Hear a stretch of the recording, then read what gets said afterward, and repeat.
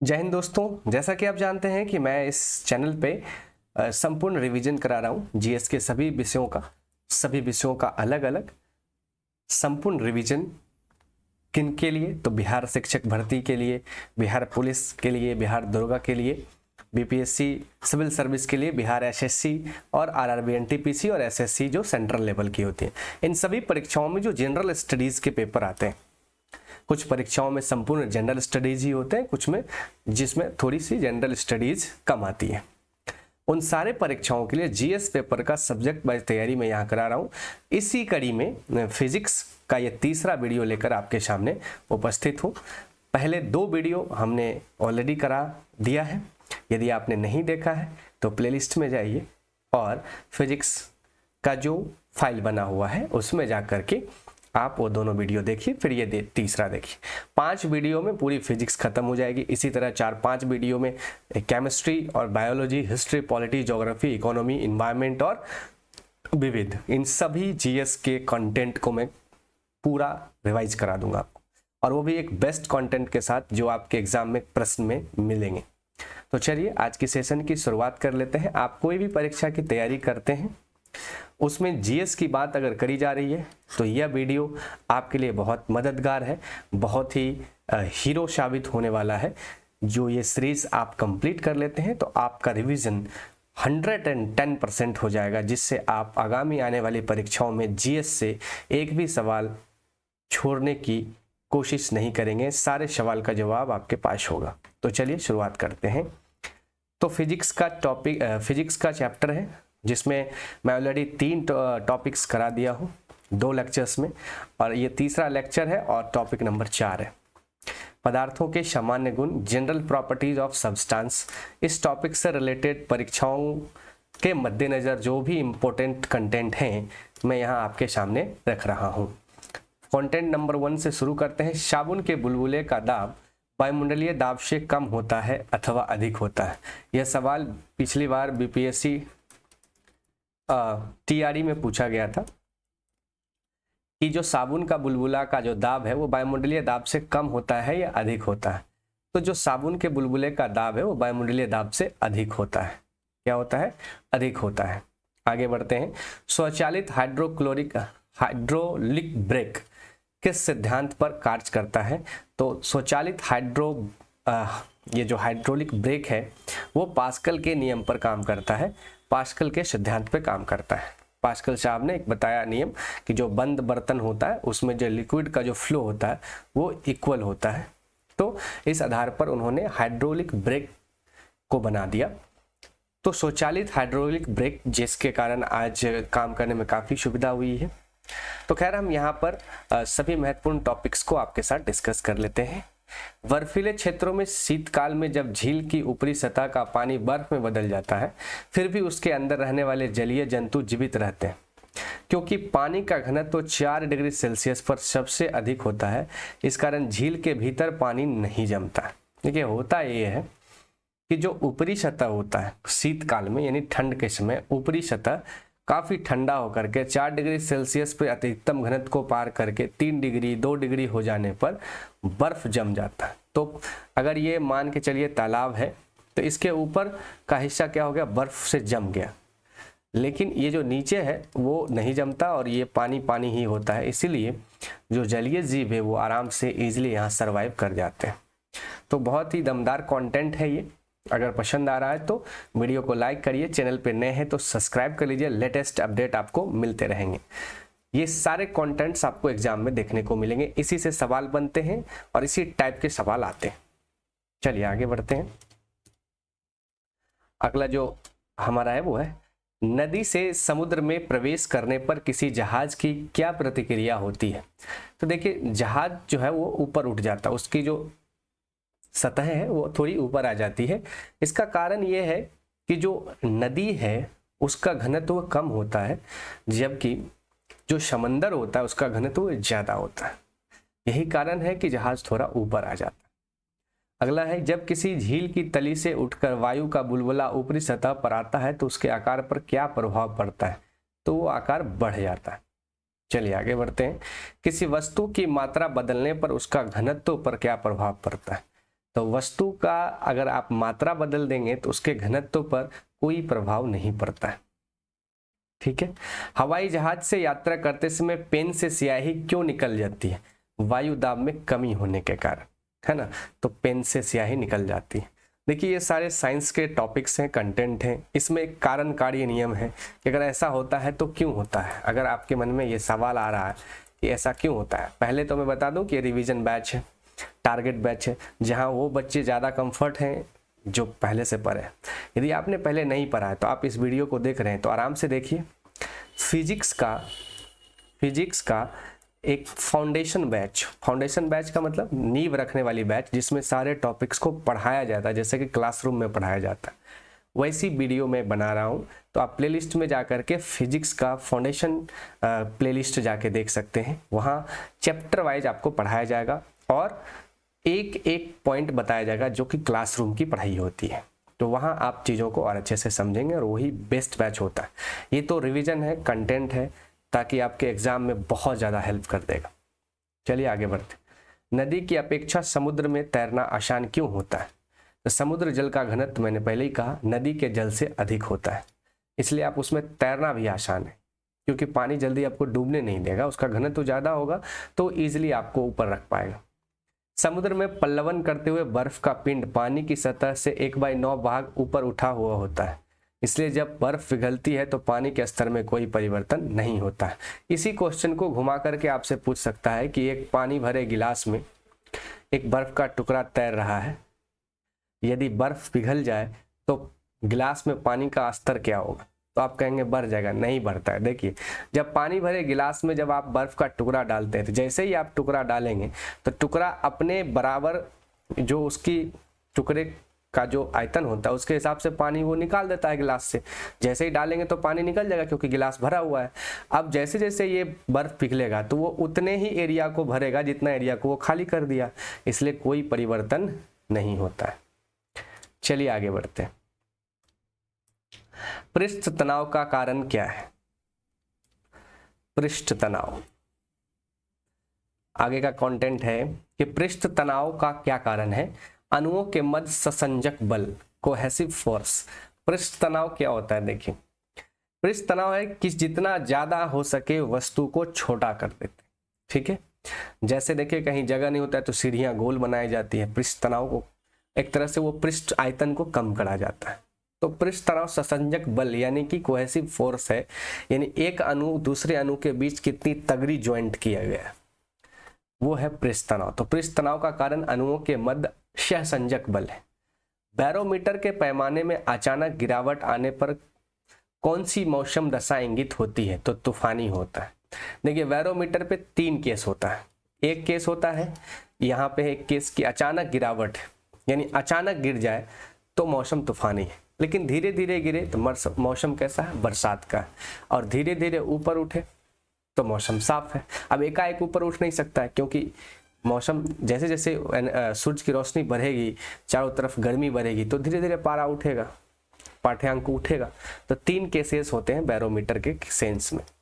आगे बढ़ते हैं। तेल के जल के पृष्ठ पर क्यों फैल जाता है? तेल जल के पृष्ठ पर क्यों फैल जाता है? जाहिर सी बात है, तेल जो है जल के पृष्ठ पर फैलता है तो कॉमन लॉजिक है कि जल जो है जल से हल्का होगा तेल, तभी तो ऊपर आ जाता है, क्योंकि तेल का पृष्ठ तनाव जल से कम होता है। ठीक है, तो पृष्ठ तनाव जैसे ही उसका कम होगा इसका मतलब उसका फैलाव ज्यादा हो जाएगा, तो घनत्व तो कम होता है, पृष्ठ तनाव भी जल से कम होता है, जिस वजह से वो फैल जाती है। वर्षा की बूंदें गोलाकार क्यों होती है? जल के पृष्ठ तनाव के कारण। जल का पृष्ठ तनाव कारण वर्षा की बूंदें गोलाकार होती है। और ये सवाल कितने एग्जाम्स में कई बार पूछे गए हैं फिजिक्स में। कुएं से पानी से भरी बाल्टी को ऊपर खींचते हैं तो क्या अनुभव होता है? बाल्टी पानी की सतह से ऊपर आकर भारी हो गई है। बिल्कुल, जब कुएं के से आप पानी से भर के बाल्टी को ऊपर खींचते हैं तो जब तक पानी से भरा हुआ बाल्टी जब पानी के अंदर ही भाग में हो तो वहां पे आप आसानी से ऊपर खींचते हैं। जैसे ही पानी की सतह से बाल्टी ऊपर आ जाती है तो ये आप महसूस करते हैं कि बाल्टी भारी हो जाती है। ऐसा इसलिए होता है ताकि उत्प्लावन बल का सिद्धांत काम करता है। ठीक है, भारी का कारण अगर पूछ दे आपसे तो क्या कहेंगे, उत्प्लावन बल। जब पानी में बाल्टी रहती है तो एक पानी का जो उत्प्लावन बल है जो उसको ऊपर धकेलता है, इसलिए आपको आसान लगता है। लेकिन जब पानी की सतह के ऊपर बाल्टी आ जाती है तो कोई उत्प्लावन बल काम नहीं करता, और अब ग्रेविटेशन फोर्स ज़्यादा हो जाता है जिस वजह से बाल्टी भारी लगता है। चलिए आगे बढ़ते हैं अपने कंटेंट के भाग को। वायुमंडल में बादलों के तैरने का क्या कारण है? देखिए, तैरेगा कोई चीज तभी जब घनत्व कम होगा, तो वायु के घनत्व की तुलना में बादलों का घनत्व कम होता है, इसलिए तैर जाता है। लोहे का घनत्व उसके द्वारा हटाए गए जल के आपेक्षिक घनत्व से अधिक तथा पारे के घनत्व से कम होता है, इसी कारण लोहा का कील पारा में तैरता है। देखिए, यह सवाल काफी विविया है। क्वेश्चन पूछता है कि लोहे की कील पारे में तैरती है जबकि पानी में डूब जाती है। ऐसा इसलिए होता है कि जो जल का अपेक्षिक घनत्व है उस घनत्व से लोहा का घनत्व अधिक है, इसलिए डूब जाता है। पारे के घनत्व से लेकिन कम, पारा ज्यादा है, लोहा से भी ज्यादा घनत्वशील पारा है, इस वजह से पारे में लोहे की कील तैरने लगती है। काफी मजेदार कंटेंट है, काफी मजा आ रहा होगा आपको, तो लाइक करिए वीडियो को और अपने दोस्तों के साथ शेयर कर दीजिए। पौधों की जड़ों से पर्ण पत्तियों की ओर जल बढ़ने का क्या कारण है? तो पौधों की जो जड़ होती है, जो भी पौधा होता है, तो जो पौधा का जो जड़ होता है उससे जल ऊपर की ओर जाता है। कारण क्या है? कैपिलैरिटी, केशिकत्व। आपने बचपन में अगर दिया हुआ को देखा होगा तो दिया में भी हम लोग क्या करते हैं, एक सूती की जो बत्ती होती है वो डालते हैं और नीचे बोतल में क्या भरा रहता है, तेल। तो धीरे धीरे वो केशिकत्व के कारण ही ऊपर जाता है। स्टोव में मिट्टी के तेल की बत्ती ऊपर चढ़ने का कारण देखिए, यहाँ आ गया केशिकत्व। स्टोव का है, लालटेन का है, दिया का है, सब बात एक ही है। अब तक ज्ञात पदार्थों में किस पदार्थ में प्रत्यस्थता, इलास्टिसिटी सबसे अधिक है? तो क्वार्टर्स में है, लेकिन जेनेरिक व्यवहार में इस्पात भी आता है, लेकिन सबसे ज्यादा अगर पूछे तो आप क्वार्टर्स ऑप्शन में हो तो वही लगाएं। अगर क्वार्टर्स नहीं है तो एग्जामिनर आपको इस्पात यानी स्टील जरूर दे देगा। अपमार्जक मिलाने पर जल के पृष्ठ तनाव पर क्या प्रभाव पड़ता है? तो घट जाता है। फाउंटेन पेन के सिद्धांत पर करता है? केशिकत्व के सिद्धांत। आगे बढ़ते हैं। चलिए, अपने जरूर लाइक करके या फिर कमेंट करके हमें जरूर बताइए कि आपको ये कंटेंट कैसा लग रहा है। समुद्र तल पर एक वायुमंडलीय दाब का मान कितना होता है? 1.013 इंटू 10⁵ पास्कल होता है। दाब का मात्रक पास्कल। जल का सापेक्षिक घनत्व किस ताप पर सर्वाधिक होता है? तो 4 डिग्री सेल्सियस पर। जल से भरी बाल्टी को हिलाकर छोड़ देने पर कुछ समय पश्चात जल अपने आप क्यों स्थिर हो जाता है? श्यानता के कारण। श्यानता क्या होती है? तो एक दूसरे को कितना जल्दी पकड़ के रखता है। धातु की शुद्धता ज्ञात करने में किस सिद्धांत का प्रयोग किया जाता है? तो आर्किमिडीज का सिद्धांत। जल से आगे बढ़ते हैं। जल से निकालने पर शेविंग ब्रश के बाल आपस में किस कारण से चिपक जाते हैं? तो पृष्ठ तनाव के कारण। ओके। स्टील रबर की अपेक्षा अधिक प्रत्यस्थ क्यों है? स्टील के लिए अधिक विरूपक बल की आवश्यकता होती है। डिफॉर्मिंग फोर्स जो होता है वो स्टील के लिए अधिक होता है, इसीलिए रबर से भी ज्यादा प्रत्यस्थ स्टील है। वाहनों में स्नेहक यानी लुब्रिकेंट ऑयल का प्रयोग क्यों किया जाता है? घर्षण को कम करने के लिए। आंधी आने पर टीन की छत और छप्पर उड़ जाते हैं क्योंकि उनके ऊपर का वायुदाब नीचे के वायुदाब से कम हो जाता है। बिल्कुल, यानी कि जो छप्पर है उड़ता क्यों है? तो देखिए, छप्पर के जो नीचे दाब होता है वो दाब, एक दाब होता है छप्पर के ऊपर, तो ऊपर हवाएं इतना तेज चलती है कि ऊपर का जो दाब है, प्रेशर, वो कम हो जाता है, और नीचे की जो हवा है उतनी तेजी से फ्लो नहीं हो पाती, इसलिए यहाँ का प्रेशर बढ़ जाता है, जिस वजह से ये इसको उठा देता है और फिर हवा अपना काम कर देती है। किसी वस्तु की सतह के लंबवत लगने वाले बल को क्या कहते हैं? प्रणोद, थ्रस्ट कहते हैं। आगे बढ़ते हैं। ये कंटेंट काफी छोटा लग रहा है, चलिए देख लेते हैं। जल की श्यानता वायु से अधिक होने के कारण जल की तुलना में वायु में गति करना सरल है। एक सेकंड दोस्तों,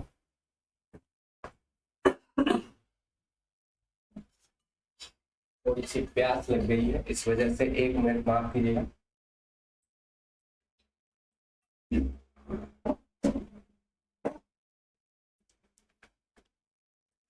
चलिए,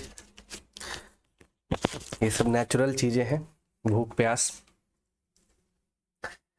तो क्वेश्चन हमारा ये कंटेंट कह रहा है कि जल की श्यानता वायु से अधिक होने के कारण जल की तुलना में वायु में गति करना सरल होता है। सही बात है। आगे बढ़ते हैं, और अगला जो हमारा टॉपिक है वो है तरंग गति, वो भी 5वां टॉपिक है, वेव स्पीड। तो चलिए देखते हैं वेव स्पीड्स के वे सारे कंटेंट जो कि आपके एग्जाम में पूछे जाते हैं। चलिए, कंटेंट है रात्रि दृष्टि उपकरण नाइट विजन डिवाइस में प्रयोग की जाने वाली तरंगे कौन सी है? अवरक्त तरंगे, इंफ्रारेड वेव्स। देखिए, इंफ्रारेड वेव्स वे तरंगे हैं जो नाइट विजन कैमरा में भी यूज किया जाता है, वो रात में भी देख लेता है भाई साहब। दृश्य प्रकाश विजुअल लाइट का तरंगदैर्घ्य कितना होता है? 390 से 750 नैनोमीटर। ये वो दृश्य प्रकाश है जिसमें हम लोग को दिखाई देता है। आंख से संबंधित रोगों के निदान में कौन सी किरणें प्रयोग की जाती है? एक्स किरणें। कौन सी किरणें? एक्स किरणें। आंत में एंड्रोस्कोपिक यूज किया जाता है, आंत में, उसमें एक्स किरणें होती है। कीड़ों तथा क्षति पहुंचाने वाले जीवों को घर से दूर भगाने के लिए किस तरंग का उपयोग किया जाता है? अल्ट्रासोनिक तरंग। कौन सी तरंग? अल्ट्रासोनिक तरंग। समीप आती हुई रेलगाड़ी की सीटी की आवृत्ति या तीक्ष्णता बढ़ जाती है, ऐसा किस कारण से होता है? तो डॉपलर प्रभाव के कारण से होता है। आगे बढ़ते हैं, क्रिस्टल की संरचना ज्ञात करने के लिए किन कारणों का प्रयोग किया जाता है? किन किरणों का प्रयोग किया जाता है? तो एक्स किरणों का। आगे बढ़े, चलिए, कोई भी परीक्षा देने से पहले एक बार रिवाइज कर लीजिए सारे विषयों का, आपका एक भी सवाल नहीं छूटेगा। अनुप्रस्थ तरंगों का उदाहरण और अनुदैर्ध्य तरंगों का उदाहरण देखते हैं एक स्लाइड में। प्रकाश तरंगे कैसी है? अनुप्रस्थ। भूकंपीय तरंगे अनुप्रस्थ। डोरी युक्त तरंगे, सितार, गिटार, बीना और स्थिर जल में पत्थर फेंकने पर उत्पन्न जो तरंग होती है, ये सभी अनुप्रस्थ तरंगे है ना, इस टाइप के तरंगे। अब अनुदैर्ध्य तरंग, ध्वनि तरंग अनुदैर्ध्य है, भूकंपीय तरंग पी अनुदैर्ध्य है, सर्पिल स्प्रिंग में उत्पन्न तरंग अनुदैर्ध्य है और अल्ट्रासाउंड तरंग अनुदैर्ध्य है। ये जो वेव है वैसे ऐसे चलता, ऐसे इस टाइप के आपने देखा होगा म्यूजिक वगैरह में, इस टाइप की चलती। चलिए आगे बढ़ते हैं अपने कंटेंट में। चलिए, एक रडार शत्रु के वायुयान की उपस्थिति का पता लगाने में कौन सी किरणों का प्रयोग करता है? रेडियो तरंग का। पैरावैगनी विकिरण, एक्स किरणें, सूक्ष्म किरणें व गामा किरणें को तरंगदैर्घ्य के आरोही क्रम क्या है? तो सबसे पावरफुल होता है गामा, उसके बाद दूसरा में एक्स, तीसरा में अल्ट्रासोनिक वेव यानी यूवी और चौथा में सूक्ष्म किरणें यानी माइक्रोवेव। चलिए यहाँ पर एक ही स्लाइड में देख लेते हैं विद्युत चुंबकीय तरंगे, प्रमुख तरंगे, खोजकर्ता, तरंगदैर्घ्य, प्राश, आवृत्ति, उपयोग। तो गामा जो किरण है उसके खोज करता है हेनरी बेकुरल और तरंगदैर्घ्य का प्रास है 10⁻⁻14 मीटर से 10⁻10 मीटर। आवृत्ति 20⁻10⁻18 आवृत्ति। इसका जो उपयोग होता है वो होता है नाभिकीय अभिक्रिया तथा कृत्रिम रेडियो सक्रियता। दूसरा हमारे पास एक्स किरणें, WC रोंटजन, एक्सरे की खोज कई बार पूछा जाता है, रोंटजन। इसकी जो तरंगदैर्घ्य का लेंथ जो प्राश है, रेंज है, वो 10⁻10 से 10⁻8 मीटर और इसकी आवृत्ति हर्ट्ज है वो 10⁻18 से 10⁻16 है। इसका उपयोग चिकित्सा एवं औद्योगिक क्षेत्र में होता है। अगला है पारावैज्ञानिक किरणें, जोहान रिटर ने इसकी खोज की 10⁻8 से 10⁻6 मीटर तक इसका रेंज है और 10⁻16 से 10⁻14 तक इसकी आवृत्ति हर्ट्ज है। सिकाई करने में और प्रकाश विद्युत प्रभाव उत्पन्न एवं जीवाणुओं को नष्ट करने में इसका उपयोग होता है। दृश्य प्रकाश, विजुअल रेडिएशन, जिसकी खोज न्यूटन साहब ने करी, 3.9 × 10⁻7 मीटर से 7.8 × 10⁻7 मीटर इसका प्राश है, रेंज है, वेवलेंथ है, तरंगदैर्घ्य और इसकी जो आवृत्ति हर्ट्ज है यानी क्षमता है वो 10⁻14 से 10⁻14 से 10⁻12 मीटर है। इनकी उपस्थिति से वस्तुएं दिखाई देती है, विजुअलाइज होता है। आगे बढ़ते हैं, अवरक्त किरणें विलियम हर्शेल ने खोजा 7.8 से 10⁻7 और 10⁻3 मीटर तक इसका जो है वो लेंथ है, वेवलेंथ, और 10 पावर 12 से 10 पावर 10 मीटर इसकी जो है वो हर्ट्ज है यानी आवृत्ति है। फोटोग्राफी में, सिकाई में एवं टीवी के रिमोट कंट्रोल में इसका यूज किया जाता है इंफ्रारेड। शॉर्ट रेडियो वेव है, लघु रेडियो वेव हेनरिक हॉर्ट्ज ने खोजा 10⁻³ मीटर से -1 मीटर तक, और ये जो इसका हर्ट्ज है वो 10⁻10 से 10⁻8। इसका यूज रेडियो, टेलीविजन, रडार एवं टेलीफोन में किया जाता है। दीर्घ रेडियो तरंग है, लॉन्ग रेडियो वेव्स, जी मार्कोनी इसकी खोज की था, इसलिए जो रेडियो की खोज है वो जी मार्कोनी ने ही किया था। 1 मीटर से 10⁻4 मीटर और 10⁻6 से 10⁻4 इसका हर्ट्ज है, आवृत्ति है, और ये रेडियो एवं टेलीविजन के प्रसारण में यूज होता है। ओके, तो एक क्वेश्चन आपके इस स्लाइड से फिक्स है, किसी भी एग्जाम में पूछा जाता है। आगे बढ़ते हैं। दीर्घ रेडियो तरंग वायुमंडल के किस परत से परावर्तित होती है? तो आयन मंडल से। कुलीज नलिका ट्यूब का प्रयोग कौन सी किरणें उत्पन्न करने के लिए किया जाता है? तो एक्स किरणें। कोबाल्ट 60 सामान्यतः विकिरण चिकित्सा में क्यों प्रयुक्त किया जाता है? तो गामा किरणों के उत्सर्जन के लिए। आगे बढ़ते हैं। बंद चूल्हे जिसको ओवन कहा जाता है में किसका प्रयोग होता है? सूक्ष्म तरंग यानी माइक्रोवेव, इसलिए उसका नाम भी रखा जाता है माइक्रोवेव। माइक्रोवेव में खाना गर्म करते हैं, वो माइक्रोवेव ही है जो खाना को गर्म करता है, और उसका जो इंस्ट्रूमेंट है उसका नाम ओवन होता है।